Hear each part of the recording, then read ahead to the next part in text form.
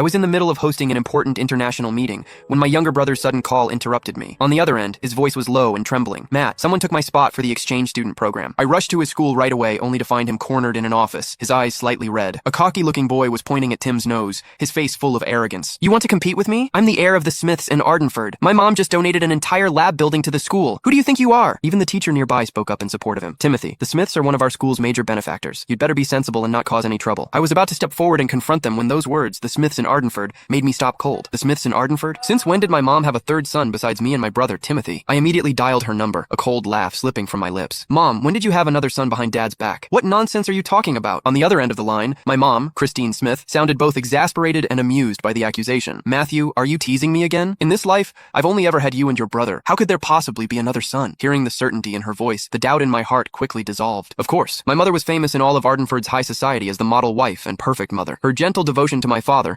Elias Mace, had remained unchanged for years. She was the woman every other rich wife was compared to. In our circle, scandals about women having affairs or keeping toy boys weren't uncommon, but everyone agreed on one thing. My mom would never be one of them. It better be that way, I said coldly, hanging up. Then, I looked up at the arrogant kid in front of me. He was dressed head to toe in flashy designer brands, his accessories piled on carelessly, exuding the cheap gaudiness of a nouveau riche brat. Suppressing my anger, I asked evenly, you just said you're the heir of the Smith family? Oh, another one? What now? Calling him back up, he sneered, crossing his arms. Yeah, that's right. I'm Roger Smith, heir of the Smith family in Ardenford. Got a problem with that? Oh, I get it, he scoffed again. You two are trying to cozy up to my family, huh? Too late for that. Tell me, besides our family, are there any other Smiths even worth mentioning? What a pair of country bumpkins. Then, he turned back to my brother, his voice dripping with malice. Timothy, so what if you've got good grades? So what if you spent a year working hard? With a single word, my mom can make everything you've done count for nothing. My brother Timothy lowered his head even further, his fists clenched so tightly his knuckles turned white. Seeing him endure it in silence, I understood instantly. This Smith kid had probably been bullying my brother for a while now. My father had always disliked ostentation and wanted us to stand on our own abilities. So Tim and I kept a low profile outside, never revealing our background. Tim was quiet and focused only on his studies, but people like Roger had mistaken his humility for a weakness and took advantage of that. I gently pulled him behind me